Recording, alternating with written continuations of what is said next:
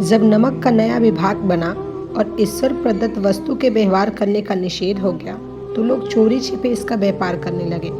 अनेक प्रकार के छल प्रपंचों का सूत्रपात हुआ। कोई घूस से काम निकालता था तो कोई चालाकी से। अधिकारियों के 12 थे। पटवारीगिरी का सर्वसम्मानित पद छोड़ छोड़कर लोग इस विभाग की बरकंदाजी करते थे। इसके दरोगा पद के लिए तो वकीलों का भी जी ललचाता था। यह वह समय था जब अंग्रेजी शिक्षा और ईसाई मत को लोग एक ही वस्तु समझते थे। फारसी का प्राबल्य था। प्रेम की कथाएं और श्रृंगार रस के काव्य पढ़कर फारसिंदा लोग सर्वोच्च पदों पर नियुक्त हो जाया करते थे।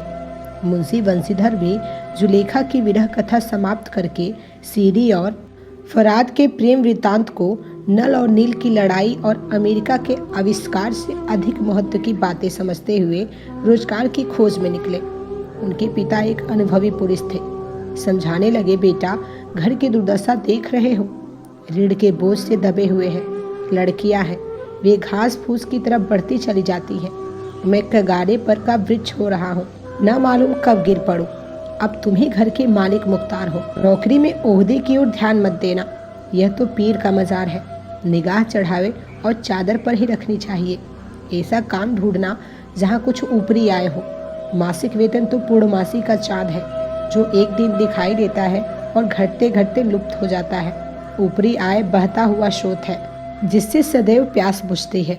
वेतन मनुष्य देता है, इसी से उसमें वृद्धि नहीं होती। ऊपरी आमदनी ईश्वर देता है, इसी से उसकी बरकत होती है। तुम स्वयं विद्वान हो, तुम्हें क्या समझाऊं। इस विषय में विवेक की बड़ी आवश्यकता है। मनुष्य को देखो, उसकी आवश्यकता को देखो और अवसर को देखो। उसके उपरांत जो उचित समझो करो। गरज वाले आदमी के साथ कठोरता करने में लाभ ही लाभ है, लेकिन बेगरज को दांव पर पाना जरा कठिन है। इन बातों को निगाह में बांध लो, यह मेरी जन्म भर की कमाई है। इस उपदेश के बाद पिताजी ने आशीर्वाद दिया। वंशीधर आज्ञाकारी पुत्र थे। ये बातें ध्यान से सुनी और तब घर से चल खड़े हुए। इस विस्तृत संसार में उनके लिए धैर्य अपना मित्र, बुद्धि अपने पथ प्रदर्शक और आत्मावलंबन ही अपना सहायता था। लेकिन अच्छे शकुन से चले थे। जाते ही जाते नमक विभाग के दरोगा पद पर प्रतिष्ठित हो गए। वेतन अच्छा और ऊपरी आय का तो ठिकाना ही न था। वृद्ध मुंशी जी को सुख संवाद मिला तो फूले न समाये। महाजन कुछ नरम पड़े, कलवार की आशालता लहलहाई। पड़ोसियों के हृदय में सूल उठने लगे। जाड़े के दिन थे और रात का समय। नमक के सिपाही चौकीदार नशे में मस्त थे। मुंशी बंसीधर को यहाँ आए अभी 6 महीनों से अधिक न हुए थे, लेकिन इस थोड़े समय में ही उन्होंने अपनी कार्यकुशलता और उत्तम आचार से अफसरों को मोहित कर लिया था। अफसर लोग उन पर बहुत विश्वास करने लगे। नमक के दफ्तर से 1 मील पूर्व की ओर जमुना बहती थी। उस पर नावों का एक पुल बना हुआ था। दरोगा जी किवाड़ बंद किए मीठी नींद सो रहे थे। अचानक आंख खुली तो नदी के प्रवाह की जगह गाड़ियों की गड़गड़ाहट तथा मल्लाहों का कोलाहल सुनाई दिया। उठ बैठे। इतनी रात गए गाड़ियां क्यों नदी के पार जाती हैं? अवश्य कुछ न कुछ गोलमाल है। तर्क ने भ्रम को पुष्ट किया। वर्दी पहनी, तमंचा जेब में रखा और बात की बात में घोड़ा बढ़ाए हुए पुल पर आ पहुंचे। गाड़ियों की एक लंबी कतार पुल के पार जाती देखी। डांट कर पूछा, किसकी गाड़ियां हैं? थोड़ी देर तक सन्नाटा रहा। आदमियों में कुछ कानाफूसी हुई। तब आगे वाले ने कहा, पंडित अलोपुद्दीन की। कौन पंडित अलोपुद्दीन? दातागंज के मुंशी बंसीधर चौके। पंडित अलोपुद्दीन इस इलाके के सबसे प्रतिष्ठित जमींदार थे। लाखों रुपए का लेन देन करते थे। इधर छोटे से बड़े ऐसे कौन थे जो उनके ऋणी न हो। व्यापार भी बड़ा लंबा चौड़ा था। बड़े चलते पुर्जे आदमी थे। अंग्रेज अफसर उनके इलाके में शिकार खेलने आते और उनके मेहमान होते। 12 मास सदा व्रत चलता था। मुंशी ने पूछा, गाड़ियां कहाँ जाएंगी? उत्तर मिला, कानपुर। लेकिन इस प्रश्न पर कि इनमें क्या है, सन्नाटा छा गया।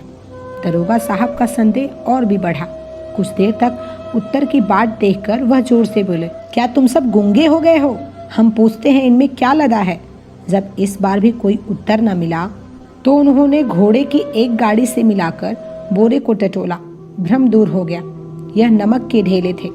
पंडित अलोपुद्दीन अपने सजीले रथ पर सवार कुछ सोते कुछ जागते चले जा रहे थे। अचानक कई गाड़ी वालों ने घबराए हुए आकर जगाया। और बोले, महाराज, दरोगा ने गाड़ियां रोक दी हैं और घाट पर खड़े आपको बुला रहा है। पंडित अलोपुद्दीन का लक्ष्मी जी पर अखंड विश्वास था। वह कहा करते थे कि संसार का तो कहना ही क्या, स्वर्ग में भी लक्ष्मी का ही राज्य है।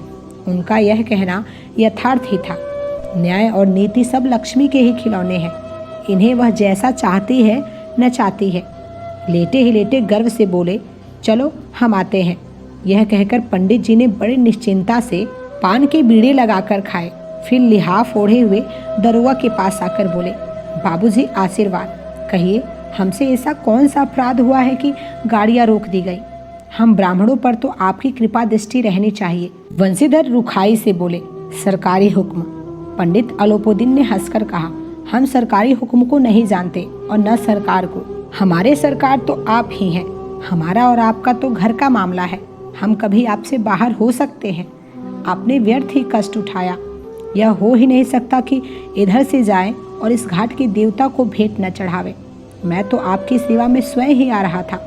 वंशीधर पर ऐश्वर्य की मोहिनी वंशी का कुछ प्रभाव न पड़ा। ईमानदारी की नई उमंग थी। कड़क कर बोले, हम उन नमक हरामों में से नहीं हैं जो कौड़ियों पर अपना ईमान बेचते फिरते हैं। आप इस समय हिरासत में हैं। आपको कायदे के अनुसार चलना होगा। बस, मुझे अधिक बातों की फुर्सत नहीं है। जमादार बदलू सिंह, तुम इन्हें हिरासत में ले चलो। मैं हुक्म देता हूँ। पंडित अलोपुद्दीन स्तंभित हुए। गाड़ीवानों में हलचल मच गई। पंडित जी के जीवन में कदाचित यह पहला ही अवसर था कि पंडित जी को ऐसी कठोर बातें सुननी पड़ी। बदलू सिंह आगे बढ़ा, किंतु रोब के मारे यह साहस न हुआ कि उनका हाथ पकड़ सके। पंडित जी ने धर्म को धन का ऐसा निरादर करते कभी न देखा था। विचार किया कि यह अभी उदंड लड़का है, मोह माया के जाल में अभी नहीं पड़ा, अल्हड़ है, झिझकता है। बहुत दीन भाव से बोले, बाबू साहब, ऐसा ना कीजिए, हम मिट जाएंगे, इज्जत धूल में मिल जाएगी। हमारा अपमान करने से आपके हाथ क्या आएगा? हम किसी तरह आपसे बाहर थोड़े ही हैं। वंशीधर ने कठोर स्वर में कहा, हम ऐसी बातें नहीं सुनना चाहते। अलोपुद्दीन ने जिस सहारे को चट्टान समझ रखा था, वह पैरों के नीचे से खिसकता हुआ मालूम हुआ।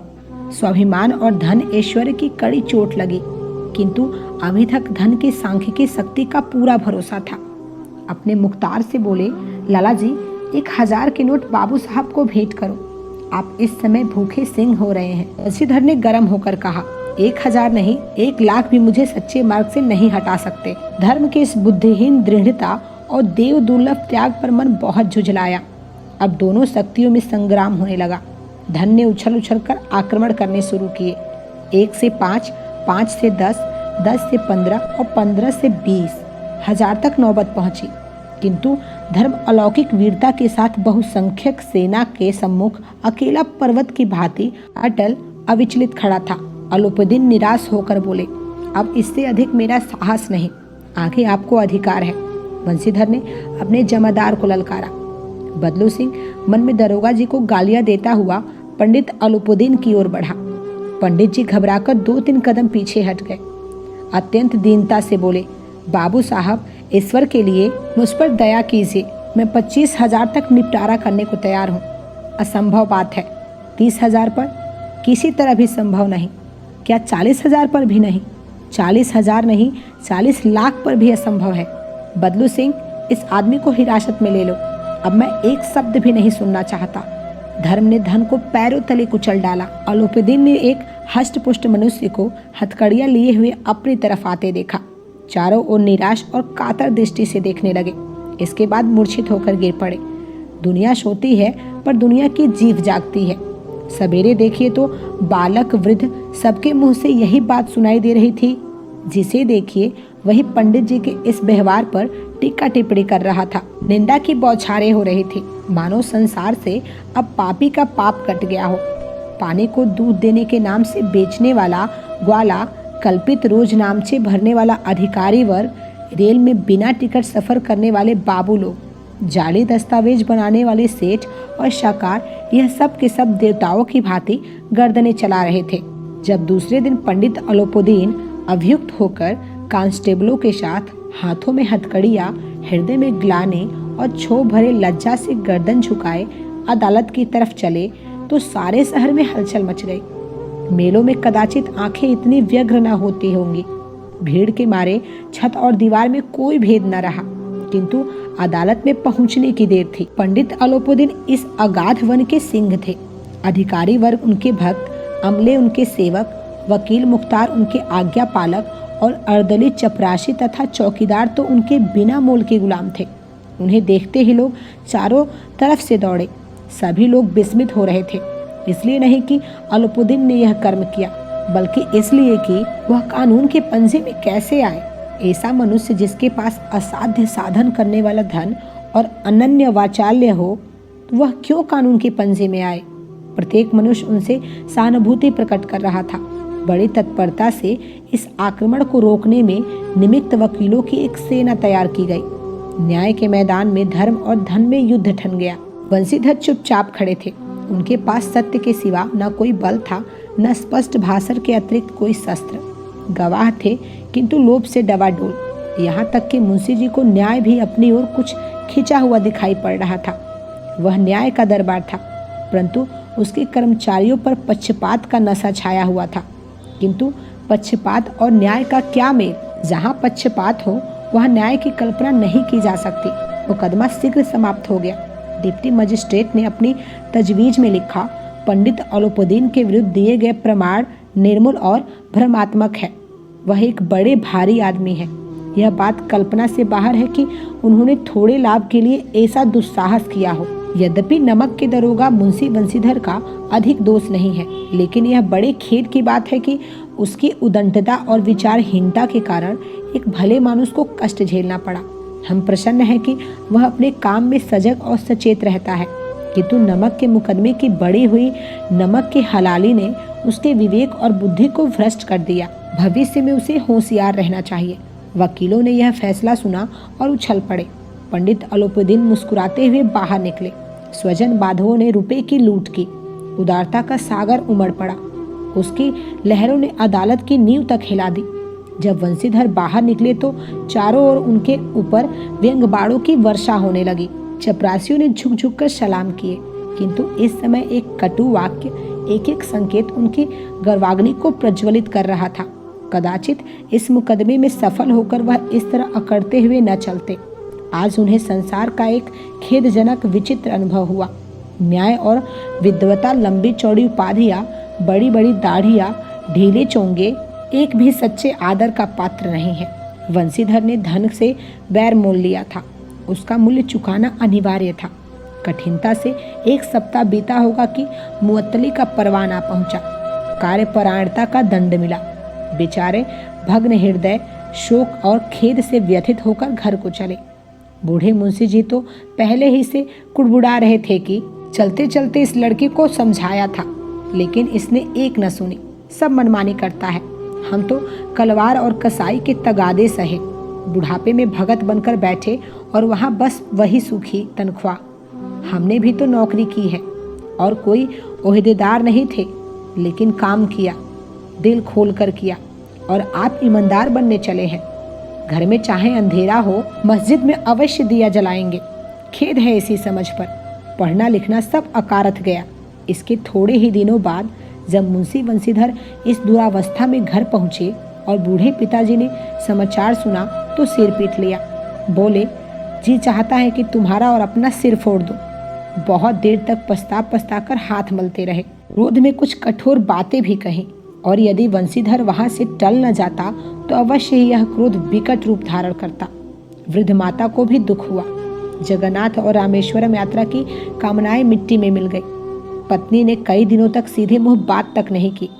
इसी प्रकार एक सप्ताह बीत गया। संध्या का समय था। बूढ़े मुंशी जी बैठे बैठे राम नाम की माला जप रहे थे। इसी समय उनके द्वार पर सजा हुआ रथ आकर रुका। हरे और गुलाबी पर्दे, पछहिए बैलों की जोड़ी, उनकी गर्दन में नीले धागे, सिंह पीतल से जड़े हुए, कई नौकर लाठियां कंधों पर रखे साथ थे। मुंशी जी अगवानी को दौड़े। देखा तो पंडित अलोपुद्दीन है। झुककर दंडवत की और लल्लो चप्पो की बातें करने लगे। हमारा भाग्य उदय हुआ जो आपके चरण इस द्वार पर आए। आप हमारे पूज्य देवता हैं। आपको कौन सा मुंह दिखावे। मुंह में तो कालिख लगी हुई है, किंतु क्या करे, लड़का अभागा कपूत है, नहीं तो आपसे क्या मुंह छिपाना पड़ता। ईश्वर निसंतान चाहे रखे पर ऐसी संतान न दे। अलोपुद्दीन ने कहा, नहीं भाई साहब, ऐसा ना कहिए। मुंशी जी ने चकित होकर कहा, ऐसी संतान को और क्या कहूँ? अलोपुद्दीन ने वात्सल्यपूर्ण स्वर में कहा, कुल तिलक और पुरखों की कीर्ति उज्जवल करने वाले संसार में ऐसे कितने धर्मपरायण मनुष्य हैं जो धर्म पर अपना सब कुछ अर्पण कर सके। पंडित अलोपुद्दीन ने वंशीधर से कहा, दरोगा जी, इसे खुशामद न समझिए। खुशामद करने के लिए मुझे इतना कष्ट उठाने की जरूरत न थी। उस रात को आपने अपने अधिकार बल से अपनी हिरासत में लिया था, किंतु आज मैं स्वेच्छा से आपकी हिरासत में आया हूँ। मैंने हजारों रईस और अमीर देखे, हजारों उच्च पदाधिकारियों से काम पड़ा, किंतु परास्त किया तो आपने। मैंने सबको अपना और अपने धन का गुलाम बनाकर छोड़ दिया। मुझे आज्ञा दीजिए कि आपसे कुछ विनय करूं। वंशीधर ने अलोपुद्दीन को आते देखा तो उठकर सत्कार किया, किंतु स्वाभिमान सहित। समझ गए कि यह महाशय मुझे लज्जित करने और जलाने आए हैं। क्षमा प्रार्थना की चेष्टा नहीं की, वरन उन्हें अपने पिता की यह ठकुर सुहाती की बात असहाय से प्रतीत हुई। पर पंडित जी की बातें सुनी तो मन की मैल मिट गई। पंडित जी की ओर उड़ती हुई दृष्टि से देखा, सद्भाव झलक रहा था। गर्भ ने अब लज्जा के सामने सिर झुका लिया था। शर्माते हुए बोले, यह आपकी उदारता है जो ऐसा कह रहे हैं। मुझसे जो कुछ अविनय हुई उसे क्षमा कीजिए। मैं धर्म की बेड़ी में जकड़ा हुआ था, नहीं तो वैसे मैं आपका दास हूँ। जो आज्ञा होगी वह मेरे सिर माथे पर। अलोपुद्दीन ने विनीत भाव से कहा, नदी तट पर आपने मेरी प्रार्थना नहीं स्वीकार की थी, किंतु आज स्वीकार करनी पड़ेगी। वंशीधर बोले, मैं किस योग्य हूँ, किंतु जो कुछ सेवा मुझसे हो सकती है उसमें त्रुटि न होगी। अलोपुद्दीन ने एक स्टाम्प लगा हुआ पत्र निकाला और उसे वंशीधर के सामने रखकर बोले, इस पद को स्वीकार कीजिए और अपने हस्ताक्षर कर दीजिए। मैं ब्राह्मण हूँ, जब तक यह सवाल पूरा न कीजिएगा द्वार से न हटूंगा। मुंशी वंशीधर ने उस कागज को पढ़ा तो कृतज्ञता से आंखों में आंसू भर आए। पंडित अलोपुद्दीन ने उनको अपनी सारी जायदाद का मैनेजर नियत किया था। 6000 वार्षिक वेतन के अतिरिक्त रोजाना खर्च अलग, सवारी के लिए घोड़ा, रहने को बंगला, नौकर चाकर मुफ्त।